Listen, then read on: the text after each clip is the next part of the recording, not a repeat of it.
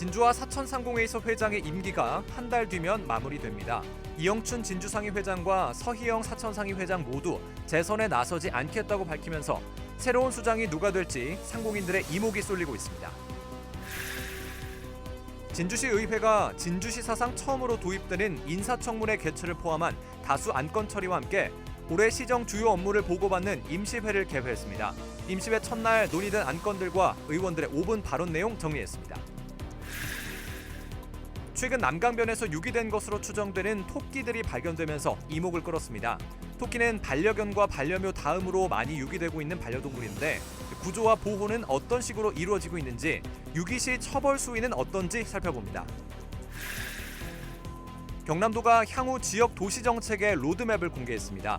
쇠퇴한 도심을 복합 공간 계획으로 되살리기 위한 다양한 방안이 담겼는데 핵심 키워드는 규제 완화로 요약됩니다. 지역기업의 활력을 불어넣기 위한 지역기업 활력기업 캠페인 8번째 기업으로 스마트 생태 공장을 구축해 주목받고 있는 사천의 금속 열처리 기업 한국산업을 만나봅니다. 시청자 여러분 안녕하십니까? SCS 뉴스인타임 시작합니다. 지역마다 상공인을 대표하는 단체가 있습니다. 바로 상공회의소인데요. 진주와 사천상공회의소 회장이 한 달 뒤면 임기를 마치게 됩니다. 현직 회장 모두 재선에 나서지 않겠다고 밝히면서 새 수장이 누가 될지 상공인들의 이목이 쏠리고 있습니다. 보도에 강진성 기자입니다. 진주 상공회의소와 사천 상공회의소가 오는 3월 신임 회장을 선출합니다. 이영춘 진주상위 회장과 서희영 사천상위 회장 모두 임기를 끝으로 물러나겠다는 뜻을 밝혀 새 수장을 뽑게 됩니다. 진주상위는 두 후보가 거론되고 있습니다. 물탱크 전문기업인 주식회사 금강의 박만혁 회장과 스티로폼 제조업체인 진양화학의 허성두 대표이사입니다. 박만혁 회장은 진주상공의원에 이어 현재 진주상위 부회장과 바르게 살기운동 진주시 협의회장을 맡고 있습니다. 허성두 대표이사는 국제라이온스 서부경남지구 총재와 진주상위 부회장을 지냈습니다. 지금은 진주상위 상임의원을 맡고 있습니다. 진주상위는 오는 3월 15일 상공의원 임시총회에서 투표로 차기 회장을 선출할 예정입니다. 내부에서는 우려 목소리도 있습니다.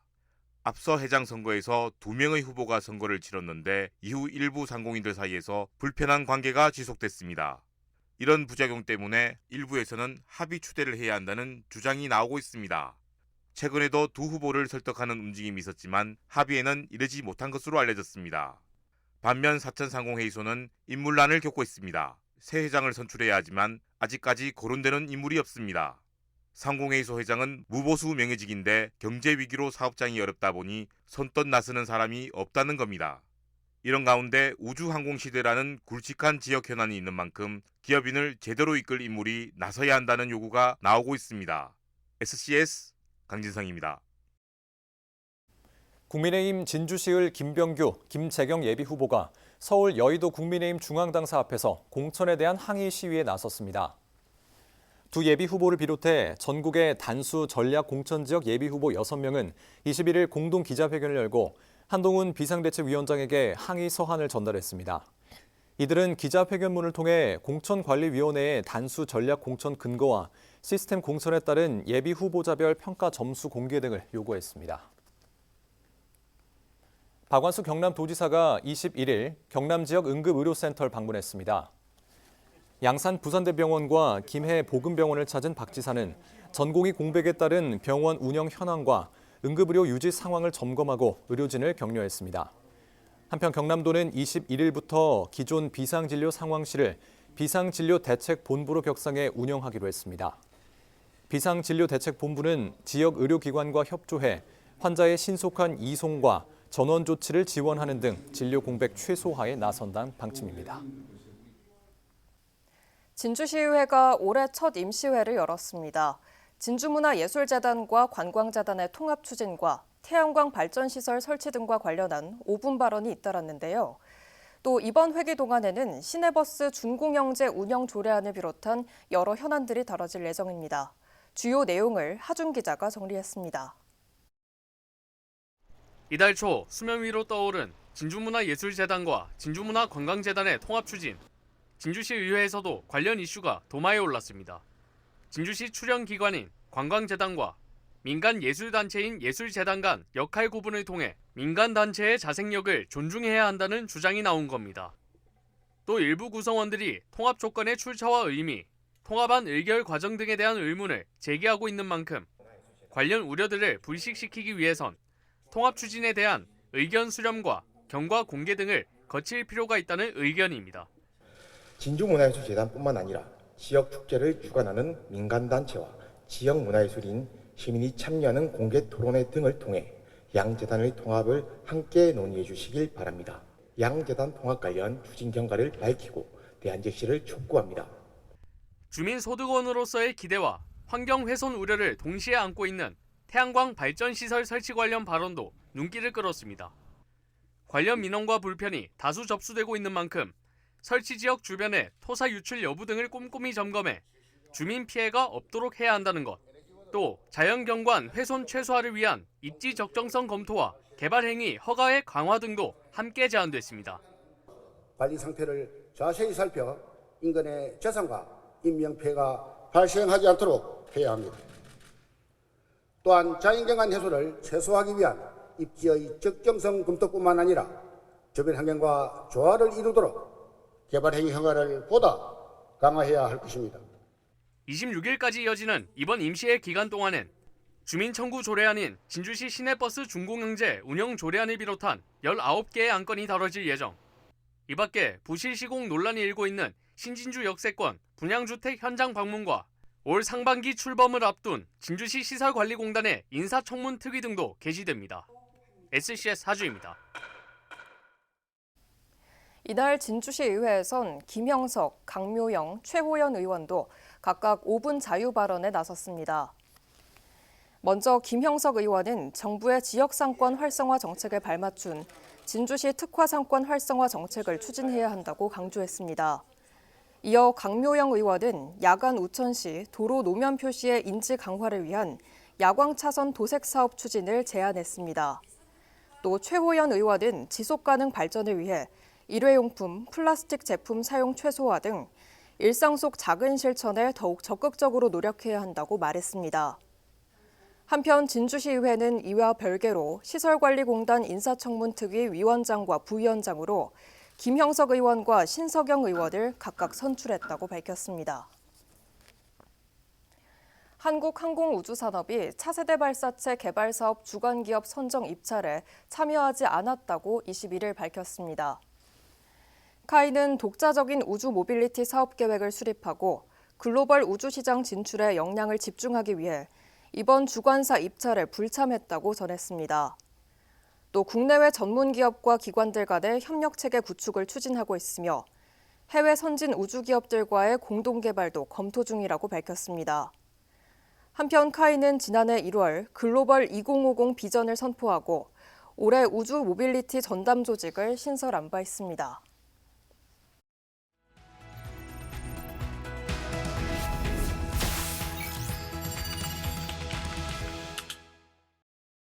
최근 진주 난강변에서 발견된 토끼. 이 지역 커뮤니티나 저희 뉴스 SNS에도 관련 영상이 올라가면서 많은 관심을 끌었는데요. 투데이 서경 차지훈 기자가 직접 토끼를 만나보고 왔습니다. 네, 차지훈 기자. 네, 안녕하세요. 네, 먼저 난강변에서 발견된 토끼의 사연은 어떻습니까? 네, 지난 12일 밤이었습니다. 진주시 호탄동의 한 자전거 도로에서 토끼 한 마리가 발견돼 시민들이 모여 있었는데요.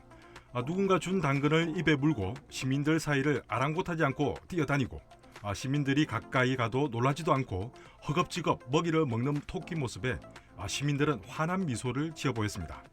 그런데 한 마리가 아니었는데요. 바로 뒤 벼랑에도 같은 종의 또 다른 토끼가 발견됐습니다. 한 시민은 여기서 본 지 좀 됐다면서 사람 손을 탄 집토끼라고 설명했습니다. 이 토끼들은 유기된 것으로 추정되고 있는데요. 많은 분들이 토끼를 귀여워하면서도 안타까워했습니다. 네, 말씀해 주신 것처럼 이 토끼들이 집에서 키우던 토끼로 추정되고 있는데요. 이 반려견이나 반려묘 못지않게 토끼 유기도 심심찮게 일어나고 있다면서요. 네, 현재 우리나라에서 반려견과 반려묘가 압도적으로 많이 버려지지만 그 다음으로 많이 버려지는 동물이 바로 토끼인 것으로 나타났습니다.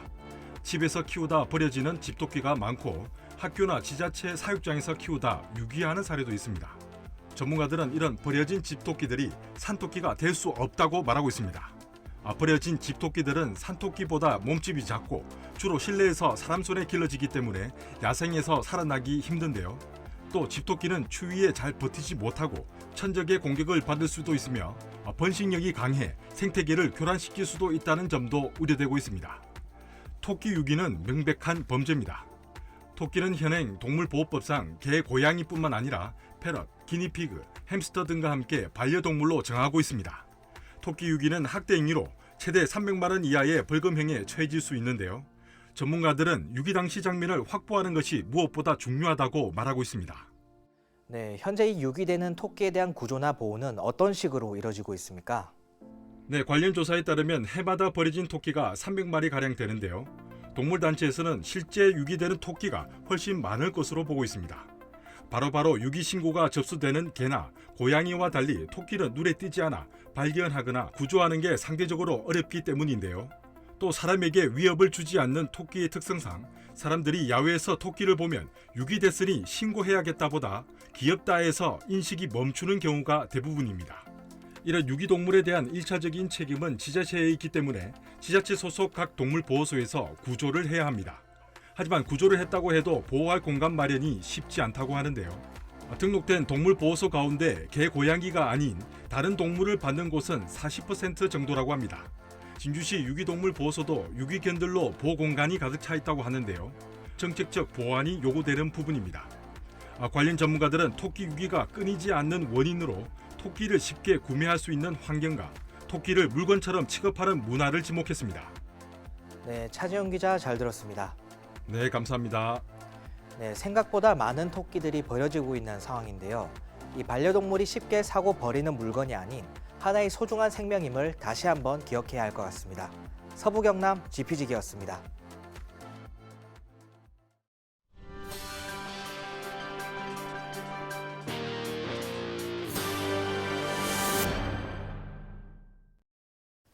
경남도가 향후 지역 도시 정책의 로드맵을 공개했습니다. 쇠퇴한 도심을 복합 공간 계획으로 되살리기 위한 다양한 방안이 담겼는데 핵심 키워드는 규제 완화로 요약됩니다. 허준원 기자가 자세히 설명해드립니다. 경남도의 올해 도시주택 분야 비전은 미래형 도시공간 조성. 이를 위한 근거로 올해 4월부터 시행되는 도심융합특구 특별법과 지난달 국회를 통과한 국토계획법 개정안을 들었습니다. 두 법안의 초점은 규제 완화에 맞춰져 있습니다. 먼저 도심융합특구는 지정된 지역의 세제를 감면하고 규제 특례와 재정 지원 등 인센티브를 제공하는 제도입니다. 여기에 법안 개정이 마무리되면 지자체가 건물 용도와 건폐율, 용적률 등을 자유롭게 설정할 수 있게 관련 규제를 완화할 수 있다고 밝혔습니다. 기존 도시계획 틀에서 벗어나 다용도 건물이 밀집한 고밀도 도시를 만들 수 있다는 겁니다. 공업지역에 주거, 상업시설 설치 등 건축물의 복합 용도를 허용하며 도로, 철도, 지하화 후 상부 복합 개발 등 도시개발 간 입체화를 허용하여 개발 규제 완화로 노후 항만 배후 단지를 주거, 국제 업무, 관광 등 복합 단지로 재개발하여 도내 산업단지에도 변화의 바람이 불 것으로 보입니다. 찾아가는 산업단지 현장 컨설팅을 추진해 입주업종을 다양화하고 단지 내 복합 문화센터와 근로자 복지시설 등을 확충하겠다는 방침. 여기에 산단에 적용되는 각종 규제 역시 완화해 기업 활동과 확장을 보장하는 기업 맞춤형 산단으로의 전환을 예고했습니다.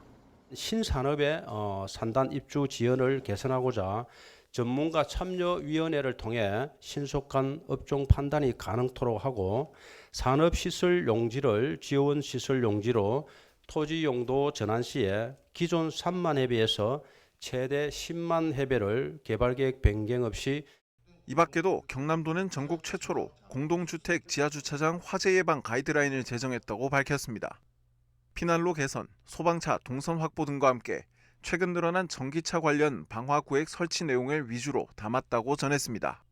선진 도시계획과 산업단지 전환, 주차장 안전을 올해 주요 목표로 내세운 경남도. 올해 미래형 도시공간이라는 변화를 이끌어내기 위한 기반을 어느 정도 닦을 수 있을지 주목됩니다. SCS 허준원입니다. 도립 남해대학과 AC 호텔 바이 메리어트 서울 강남, 남일대 리조트가 산학협력 협약을 체결했습니다. 지난 20일 사천 남일대 리조트에서 노영식 총장과 유춘석 대표는 재학생에게 현장 실습 기회를 제공하고 취업과 연계하는 데 협력하기로 했습니다. 한편 AC 호텔바이 메리어트 서울 강남과 남일대 리조트를 소유하고 있는 호텔 전문기업 히앤선은 남일대 리조트 부지에 3천억 원을 투자해 새 호텔을 건립할 계획입니다. 산청 한방 약초 축제가 2년 연속 명예문화관광축제에 선정됐습니다. 이번 선정으로 산청 한방 약초 축제는 전문 교육과 컨설팅, 축제 관광 상품 개발 등 간접 지원 사업 신청 및 수혜에서 우선 자격을 부여받습니다. 한편 명예문화관광축제는 축제 경쟁력 강화와 세계적 축제 육성을 위해 문화체육관광부가 10년 이상 된 우수 문화관광축제 중 선정합니다.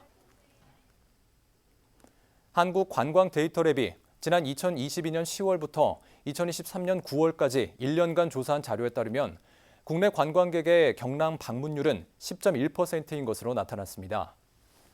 경남도는 남해안 교통 인프라 부족과 보존 중심 국가정책, 매력적인 콘텐츠와 관광 상품 부족 등의 이유로 저조한 방문율을 기록했다고 분석했습니다. 도는 이 같은 한계를 극복하기 위해 권역별 관광 개발 전략을 마련하고 복합 해양 레저 관광 육성, 규제 개선 등을 추진한다는 계획입니다.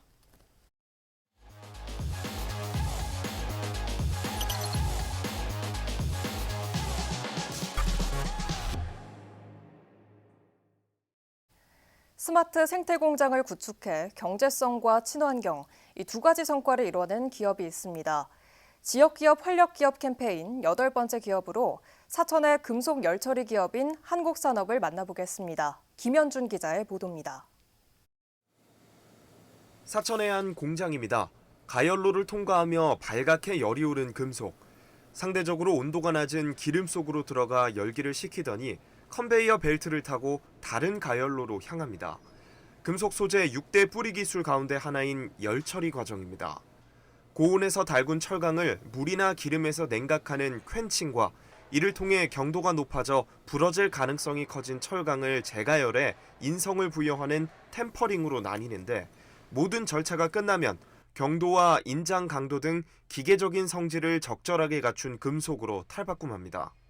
현재 자동차, 중장비, 농기계 등에 들어가는 중요 부품에 대한 열처리를 주력으로 하고 있습니다. 소재 열처리는 물론 국부 열처리까지. 열처리 분야 전문 기업으로 무려 40년 가까운 세월 동안 운영된 이곳. 긴 시간 쌓인 기술력을 인정받아 국내 자동차 기업부터 일본 등 해외 업체까지 이곳에 부품 열처리를 맡기고 있습니다. 특히 금속의 가치를 더한다는 대표의 신념 아래 기존 설비를 저탄소 위주로 교체하는 등 친환경 공장 구축에 심혈을 기울이고 있습니다. 최근 탄소 중립 시대를 맞이하여 저탄소 열처리 체계를 한 발 앞서 갖춰 나가며 경쟁을 높이고 있는 것이 성과라고 볼 수 있겠습니다. 지난해 한국환경공단이 주관하는 스마트 생태공장 구축 사업에도 선정됐는데 컴퓨터를 통해 사업장의 에너지가 효율적으로 쓰이는지 관찰하는 시스템 등을 도입하고 있습니다. 환경은 물론 경제성도 챙기는 일석이조의 효과를 보고 있습니다. 기업은 앞으로 이를 활용해 열처리 과정을 지능화시키는 등 기술력을 한 단계 높이는 방안을 구상하고 있습니다.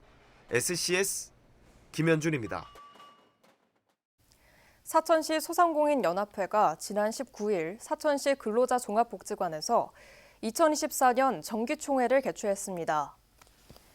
이날 정기총회에서는 신규 임원과 대의원을 위촉하고 올해 사업계획과 개정된 회칙을 의결했습니다. 이와 함께 소상공인의 법률, 세무상담과 지역 연계 프로그램 개발을 추진하기로 했습니다. 한편 이날 소상공인연합회는 근로자 종합복지관 입구에서 최근 이전 개소한 소상공인 민원상담 콜센터의 간판 제막식을 가졌습니다. 하동군이 2025년도 국도비 발굴 보고회를 개최했습니다. 하동군은 이번 보고회에서 총 사업비 5,493억 원 규모의 국도비 사업 54건을 발굴했다고 밝혔습니다. 주요 사업으로는 보건의료원 설립, 도시재생 사업, 농촌 빈집 정비 사업 등입니다. 한편 하동군은 내년도 국도비 예산 확보 목표를 2,276억 원으로 설정했습니다. 남해군이 최근 지역 무형문화유산 조사 연구 사업의 중간 보고회를 열었습니다. 해당 사업은 경남연구원이 추진하고 있는 사업으로 남해군에 산재한 각종 무형문화유산을 조사하고 발굴하기 위해 진행되고 있습니다.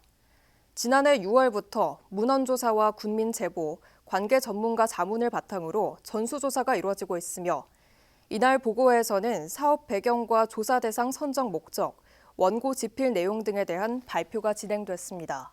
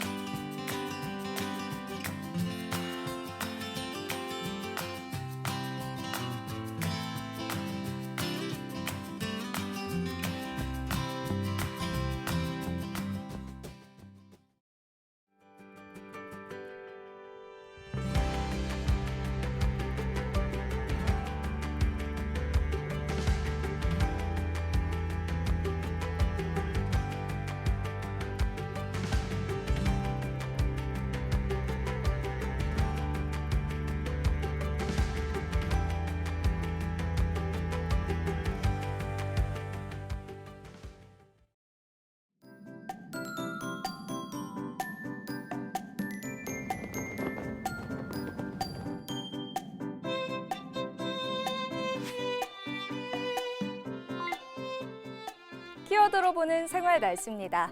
비가 언제까지 내리나 궁금하신 분들 많으실 텐데요. 목요일 오후부터 소강 상태를 보이다 금요일 새벽에 한 차례 눈비 소식 들어 있습니다. 여전히 우산은 챙기셔야겠고요. 도로가 매우 미끄러우니까요. 안전사고나 시설물 피해 발생하지 않도록 주의하고 대비가 필요하겠습니다. 또 긴 기간 이어지는 비로 날이 비교적 쌀쌀합니다. 새벽에는 난방을 틀어서 보온에 신경 써주시기 바랍니다. 이어서 자세한 지역별 날씨 살펴보겠습니다. 서부 경남 지역 흐리고 비가 오겠는데요. 기온이 낮은 곳에서는 눈으로 바뀌어 내리기도 하겠습니다. 아침 최저 기온은 남해 5도, 하동 4도로 출발하겠고 한낮에는 4도에서 7도 분포 보이겠습니다. 전국적으로도 대부분 비 소식 들어있는 가운데 서울과 세종은 눈이 섞여 내리기도 하겠습니다. 아침 최저 기온은 세종 2도, 광주 5도로 출발하겠고 제주의 한낮 최고 기온은 11도 예상됩니다. 남해 동부 앞바다도 종일 비가 오겠습니다. 물결과 바람 모두 매우 강하겠는데요. 현재 풍랑특보가 발효되어 있습니다. 해안가 접근을 자제하여 사고가 발생하지 않도록 주의하시기 바랍니다. 이어서 삼천포 기준 조석표 살펴보겠습니다. 물때는 5물, 만조시각은 저녁 8시 26분, 간조시각은 오후 2시 30분 예상됩니다. 사천공항 날씨 정보입니다. 목요일 오전 9시 기준 비가 내리겠는데요. 우리 지역에서 서울 김포로 가는 첫 번째 항공편은 오전 10시 55분 예정돼 있습니다. 자세한 내용은 사천공항 홈페이지에서 확인하시기 바랍니다. 이어서 삼천포역의 운항 정보입니다. 목요일 삼천포에서 제주도로 가는 배는 밤 11시 30분에 출발하겠습니다. 주간 날씨입니다. 당분간 아침 0도 안팎의 쌀쌀한 날씨가 이어지겠습니다. 기온에 맞는 옷차림으로 건강 관리해 주시길 바랍니다. 지금까지 기상정보였습니다.